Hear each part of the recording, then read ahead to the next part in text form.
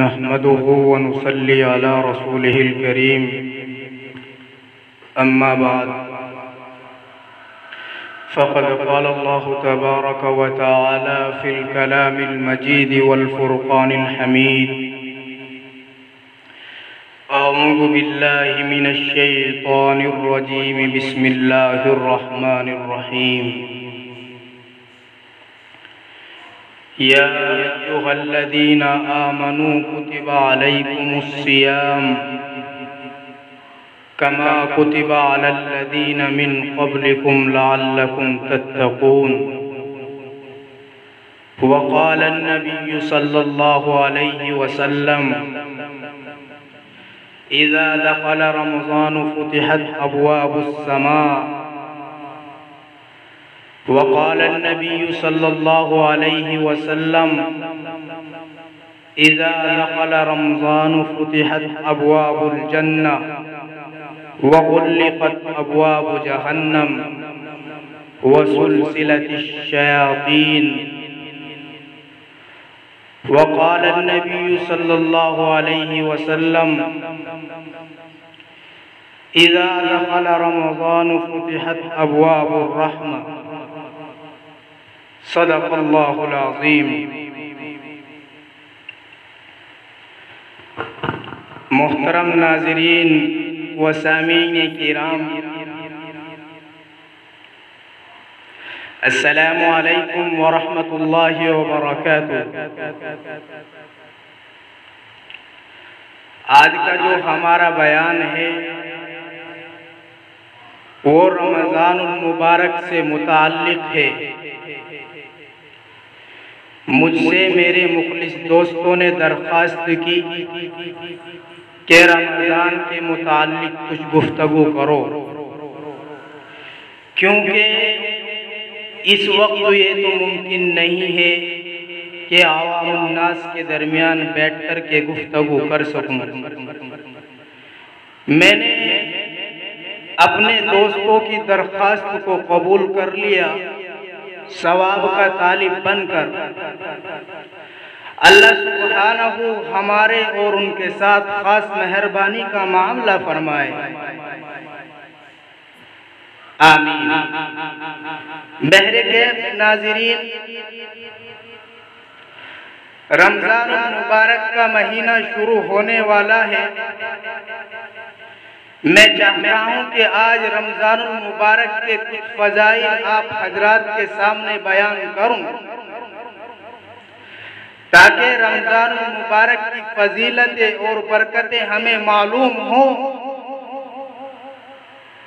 حدیث شریف کے اندر آتا ہے، حضرت سلمان رضی اللہ عنہ کہتے ہیں کہ نبی کریم صلی اللہ علیہ وسلم شعبان کی آخر تاریخ میں ہم لوگوں کو نصیحت فرماتے تھے کہ تمہارے اوپر ایک مہینہ آ رہا ہے جو بہت بڑا مبارک مہینہ ہے، اور اس مہینے کے اندر ایک رات ہے شب قدر جو 1000 مہینوں سے زیادہ فضیلت رکھتی ہے۔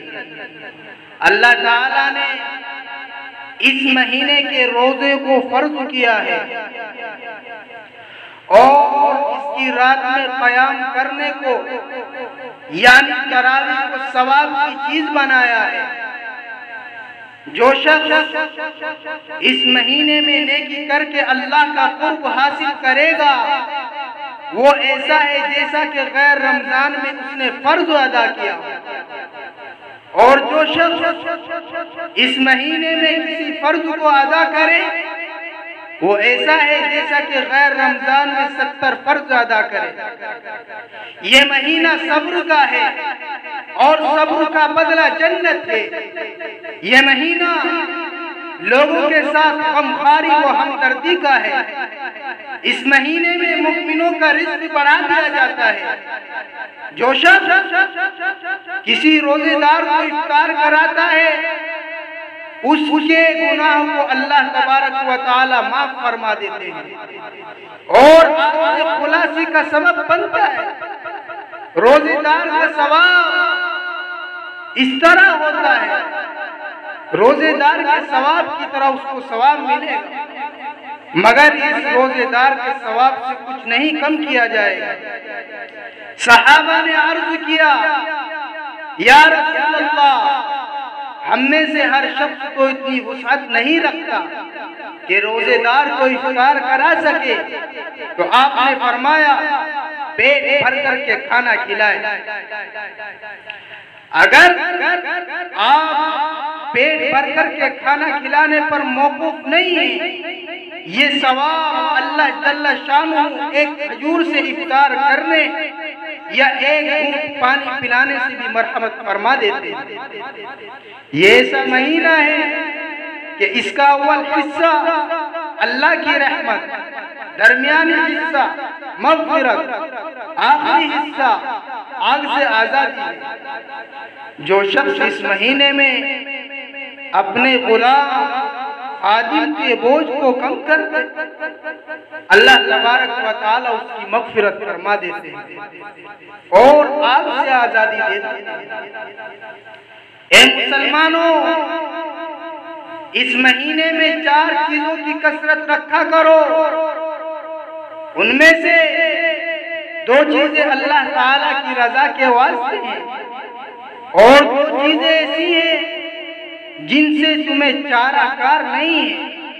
پہلی 2 چیزیں جن سے تمہیں اپنے پروردگار کو راضی کرنا ہے وہ کلمہ طیبہ اور استغفار کی کثرت، اور دوسری 2 چیزیں جنت کی طلب اور آگ سے پناہ مانگنا ہے۔ جو شخص کسی روزے دار کو پانی پلائے، حق تعالی قیامت کے دن حوض کوثر سے اس کو پانی پلائیں گے، جس کے بعد جنت میں داخل ہونے تک اسے پیاس نہیں لگے گی۔ ناظرین کرام، اس حدیث میں کئی باتیں قابل غور ہیں۔ اول نبی کریم صلی اللہ علیہ وسلم کا اہتمام شعبان کی آخری تاریخ میں خاص طور سے لوگوں کو تنبیہ فرمائی تاکہ رمضان المبارک کا ایک لمحہ بھی غفلت میں نہ گزرے۔ رمضان کی فضیلت کے بعد چند اہم امور کی طرف خاص طور سے توجہ فرمائی۔ سب سے اول شب قدر، وہ حقیقت میں بڑی اہم رات ہے۔ اسی طرح تراویح کی بھی تاکید فرمائی ہے۔ نماز تراویح حضور اکرم صلی اللہ علیہ وسلم کی مستقل ایک سنت۔ بہت سے لوگوں کو خیال ہوتا ہے کہ جلدی سے کسی مسجد میں 8-10 دن میں قرآن کریم کو سن لیتے ہیں، اس کے بعد چھٹی کر دیتے ہیں۔ یہ دھیان رکھنے کی بات ہے، یہ 2 الگ الگ سنتیں ہیں۔ تمام کلام اللہ شریف کا تراویح میں پڑھنا یا سننا مستقل ایک سنت ہے، اور پورے رمضان شریف کی تراویح پڑھنا مستقل ایک سنت ہے۔ لہذا اس صورت میں ایک سنت پر عمل ہوا اور دوسری رہ گئی۔ جن لوگوں کو رمضان المبارک میں سفر وغیرہ درپیش ہو یا اور کسی وجہ سے ایک جگہ روزانہ تراویح پڑھنی مشکل ہو، ان کے لیے مناسب ہے کہ اول قرآن شریف چند روز میں سن لیں تاکہ قرآن شریف کی سماعت سے محرومی نہ رہے۔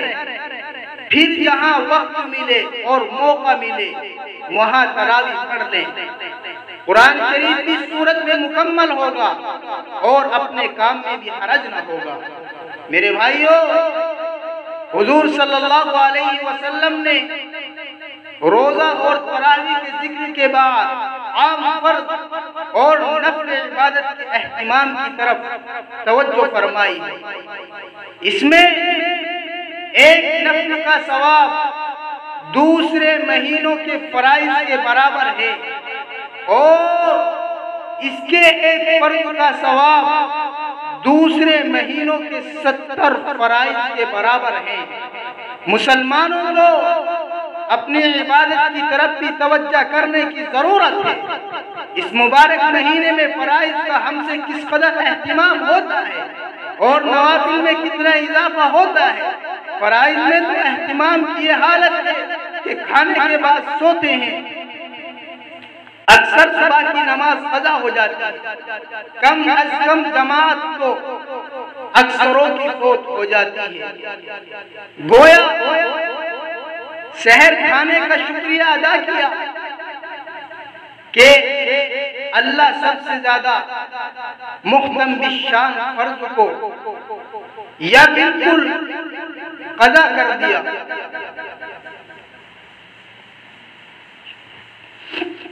یا کم از کم ناقص کر دیا، اس لیے کہ حضور صلی اللہ علیہ وسلم کا تو ایک جگہ ارشاد ہے، مسجد کے قریب رہنے والوں نماز بغیر مسجد کی ہوتی نہیں ہے۔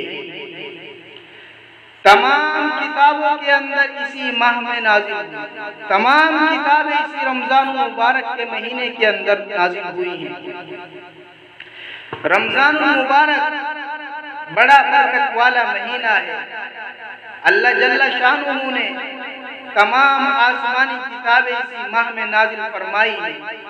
چنانچہ قرآن پاک لوح محفوظ سے اسی ماہ میں نازل ہوا اور وہاں سے حسب موقع تھوڑا تھوڑا 23 سال کے عرصے میں نازل ہوا۔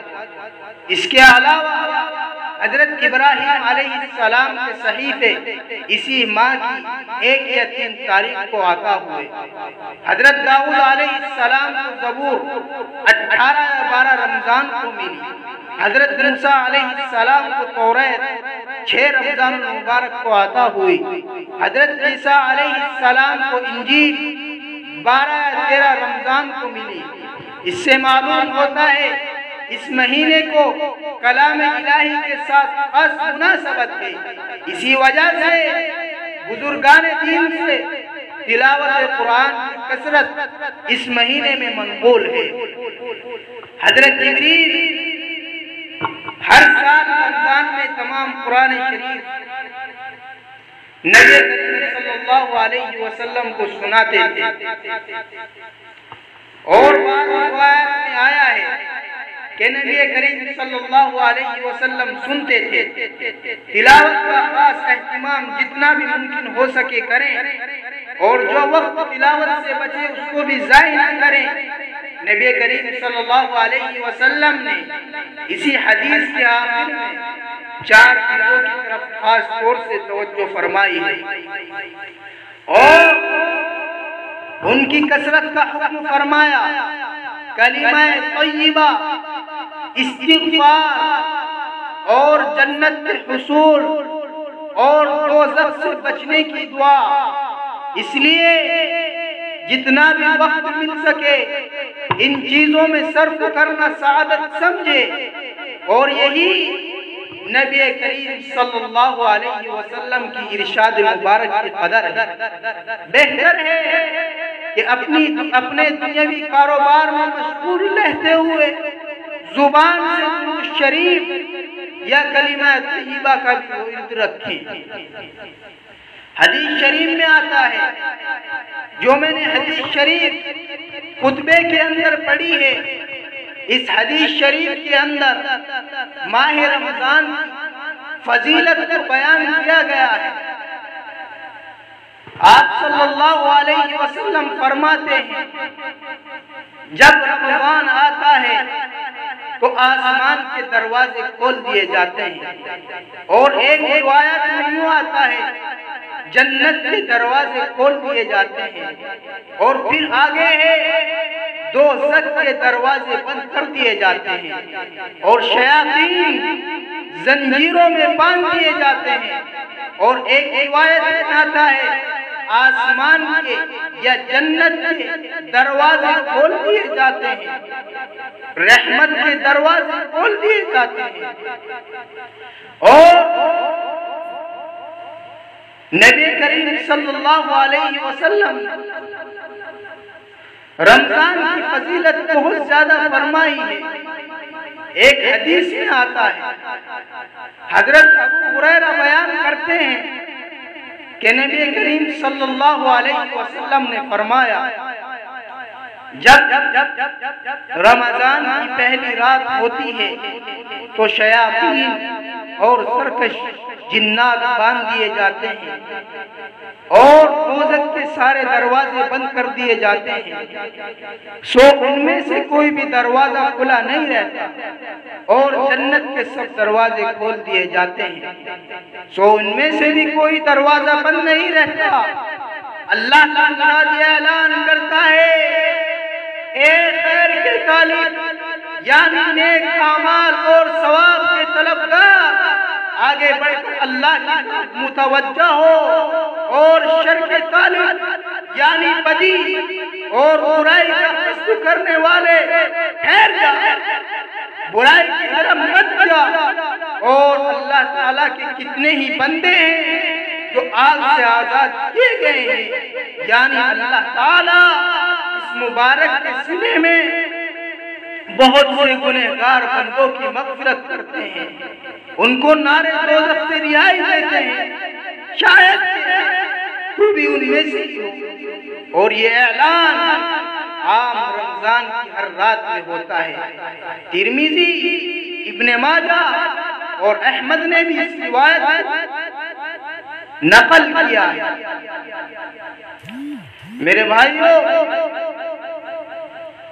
رمضان مبارک میں کلمہ لا الہ الا اللہ کی فضیلت نبی کریم صلی اللہ علیہ وسلم نے فرمایا، کلمہ لا الہ الا اللہ کو کثرت سے پڑھا کرو اور کثرت سے استغفار کیا کرو۔ احادیث میں استغفار کی بہت فضیلت وارد ہوئی ہے۔ ایک حدیث میں ہے، جو شخص استغفار کی کثرت رکھتا ہے، حق تعالی شانہ ہر تنگی میں اس کے لیے راستہ نکال دیتے ہیں اور غم سے نجات نصیب فرماتے ہیں، اور اس کو ایسی جگہ سے روزی پہنچاتے ہیں کہ اس کے گمان میں بھی نہیں ہوتا ہے۔ اور ایک حدیث میں ہے، آدمی گناہگار تو ہوتا ہی ہے، بہترین گنہگار وہ ہے جو توبہ کرتا ہے۔ اور ایک حدیث میں ہے، جب آدمی گناہ کرتا ہے تو ایک کالا نقطہ اس کے دل پر لگ جاتا ہے، اگر توبہ کرتا ہے تو دھل جاتا ہے، ورنہ باقی رہتا ہے۔ اس کے بعد حضور صلی اللہ علیہ وسلم نے دو چیزیں مانگنے کا حکم فرمایا جن کے بغیر چارہ نہیں ہے، جن کے بغیر چارہ نہیں ہے۔ ایک جنت کا حصول اور دوسرے دوزخ سے امن ہے۔ ان دونوں چیزوں کو اپنی دعاؤں میں کثرت رکھیں، ان دونوں چیزوں کی اپنی دعاؤں میں کثرت رکھیں۔ رمضان مبارک میں 5 انعامات مومن بندے کو ملتے ہیں۔ حضرت ابو ہریرہ نے حضور اکرم صلی اللہ علیہ وسلم سے نقل کیا، میری امت کو رمضان شریف کے بارے میں 5 چیزیں مخصوص طور پر دی گئی ہیں جو پہلی امتوں کو نہیں۔ ان میں سے پہلی چیز، ان کے منہ کی بدبو اللہ کے نزدیک مشک سے زیادہ پسندیدہ ہے، اور دوسری چیز، ان کے لیے دریا کی مچھلیاں دعا کرتی ہیں اور افطار کے وقت تک کرتی رہتی ہیں۔ تیسری چیز، ہر روز ہر دن ان کے لیے آراستہ کی جاتی ہے، ہر روز جنت مومنوں کے لیے آراستہ کی جاتی ہے۔ پھر حق تعالی شانہ فرماتے ہیں، ان قریب میرے نیک بندے دنیا کی مشقتیں اپنے اوپر سے پھینک کر کے میری طرف آئیں گے۔ چوتھی چیز ہے، اس میں سرکش شیاطین قید کر دیے جاتے ہیں، وہ رمضان میں ان برائیوں کی طرف نہیں پہنچ سکتے جن کی طرف غیر رمضان میں پہنچ سکتے ہیں۔ 5ویں چیز ہے، رمضان کی آخری رات میں روزے داروں کے لیے مغفرت کی جاتی ہے۔ صحابہ نے عرض کیا یہ شب مغفرت شب قدر ہے، فرمایا نہیں بلکہ دستور یہ ہے کہ مزدور کو کام ختم ہونے پر مزدوری دے دی جاتی ہے۔ اس حدیث میں 5 انعامات ذکر فرمائے گئے ہیں۔ سب سے پہلے روزے دار کی بدبو جو بھوک کی حالت میں ہوتی ہے، حق تعالی شانہ کے نزدیک مشک سے بھی زیادہ پسندیدہ ہے، مشک سے بھی زیادہ پسندیدہ ہے۔ مطلب ہے اول یہ کہ حق تعالی شانہ آخرت میں اس بدبو کا بدلہ اور ثواب خوشیوں سے عطا فرمائیں گے جو مشک سے زیادہ عمدہ اور دماغ پرور ہوگی۔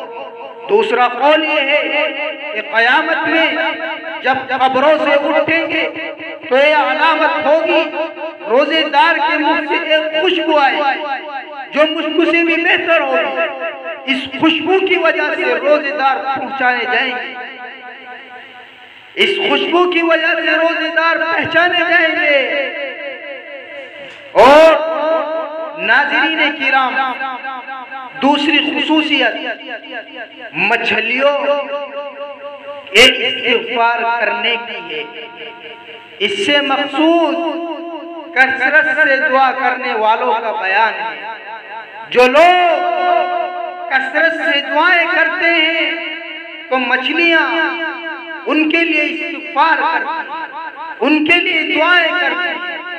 اور تیسری چیز روزے دار کے لیے جنت آراستہ کیے جاتی ہے۔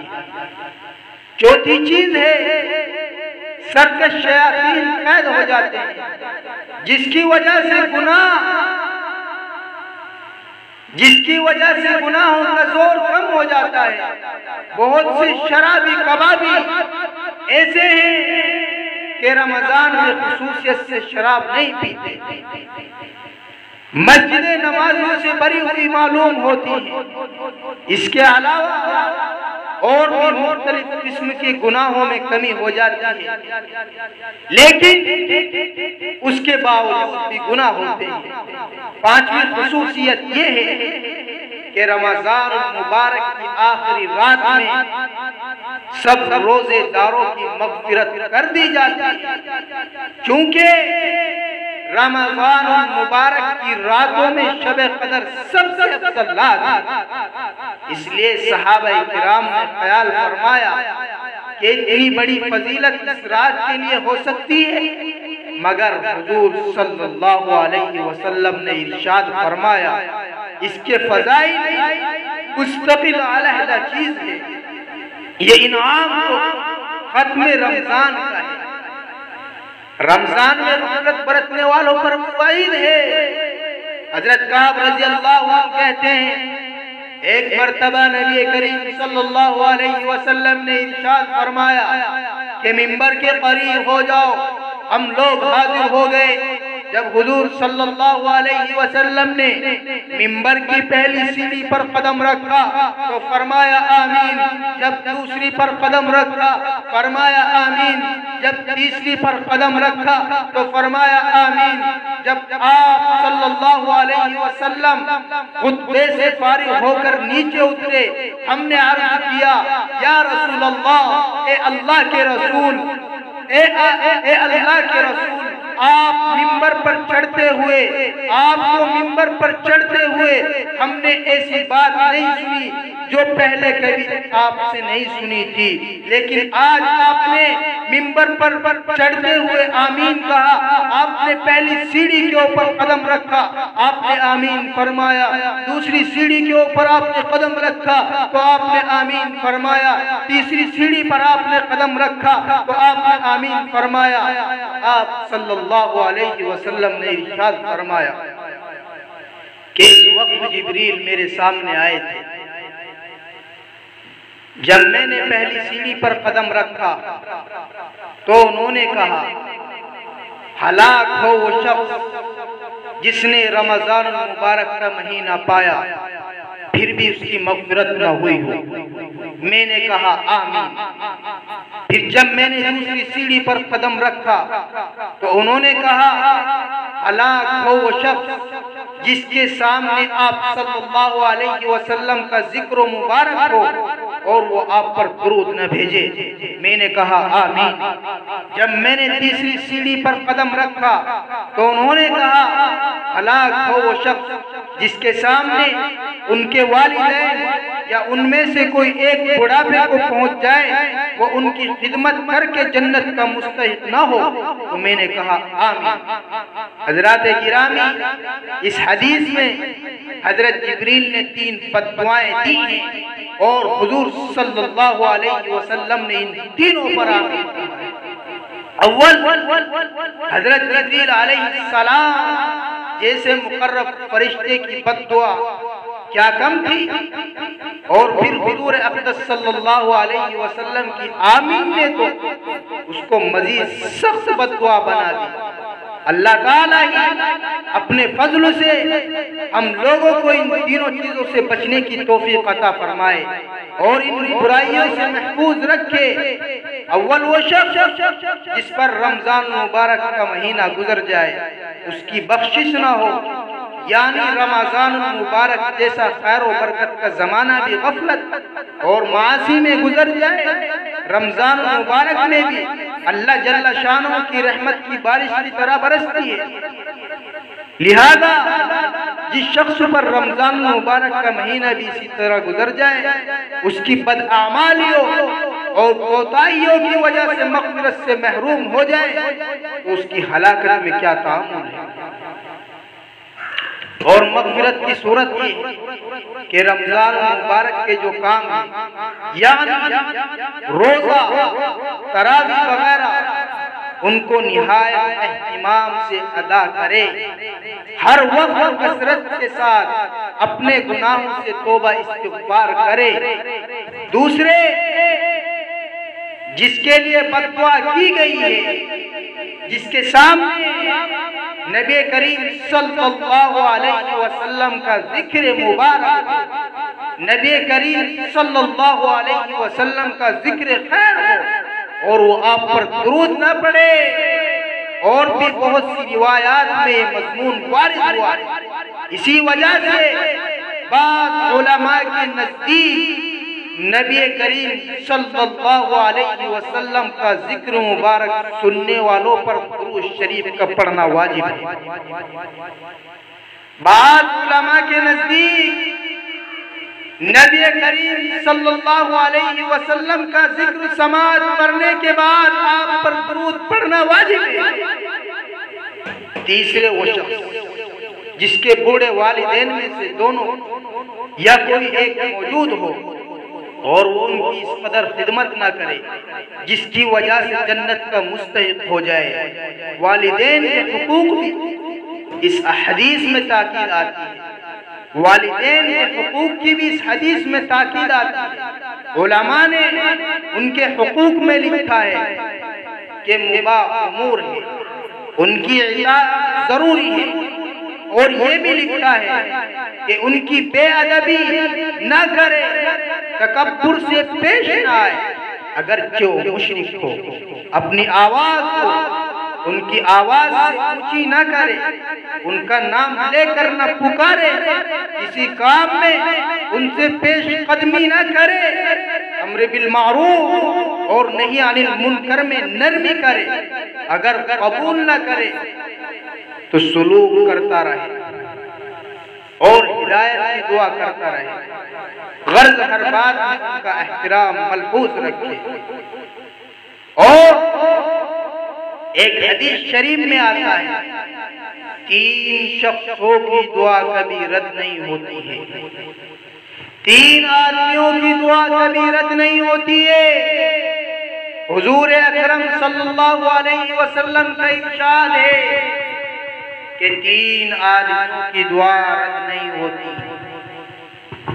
ایک روزہ دار کی دعا افطار کے وقت، دوسرے آدمی بادشاہ کی دعا، تیسرے مظلوم کی دعا جس کو حق تعالی شان بادلوں سے اوپر اٹھا لیتے ہیں اور آسمان کے دروازے اس کے لیے کھول دیے جاتے ہیں اور ارشاد ہوتا ہے کہ میں تیری ضرور مدد کروں گا اگرچہ کچھ دیر ہو جائے۔ اور ایک روایت میں آتا ہے حق تعالی شانہ رمضان میں عرش کے اٹھانے والے فرشتوں کو حکم فرماتے ہیں کہ اپنی عبادت چھوڑ کر روزے دار کی دعاؤں پر آمین کہو۔ بہت سی روایات سے رمضان کی دعا کا خصوصیت سے قبول ہوتا ہے۔ بہت سی روایات کے اندر رمضان کی دعا کا خصوصیت سے قبول ہونا معلوم ہوتا ہے اور اس میں کوئی شک نہیں ہے۔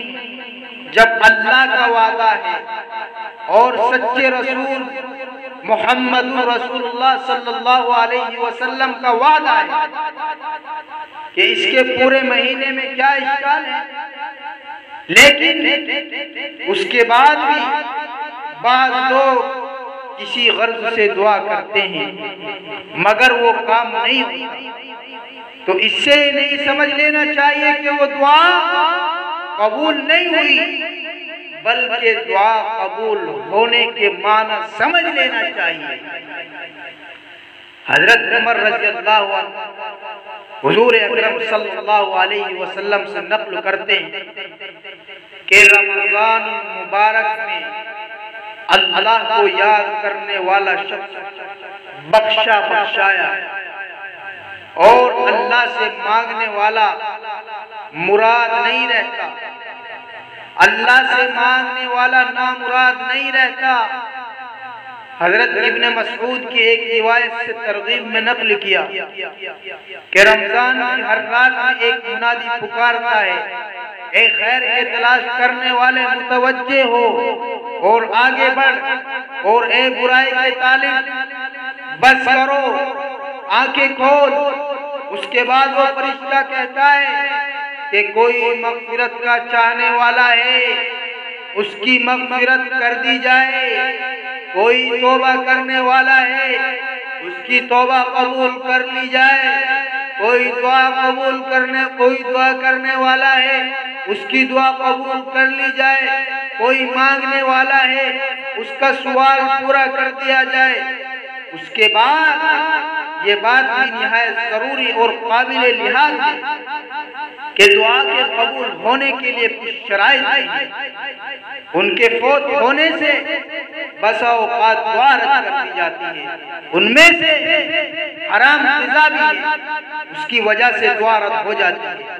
نبی کریم صلی اللہ علیہ وسلم کا ارشاد ہے، بہت سے پریشان حال آسمان کی طرف ہاتھ اٹھا کر کے دعا مانگتے ہیں اور یا رد کرتے ہیں، مگر کھانا حرام، پینا حرام، لباس حرام، ایسی حالت میں کہاں دعا قبول ہو سکتی ہے؟ اللہ جل شانہ ہم سب کو عمل کرنے کی توفیق عطا فرمائے، آمین۔ وآخر دعوانا ان الحمدللہ رب العالمین۔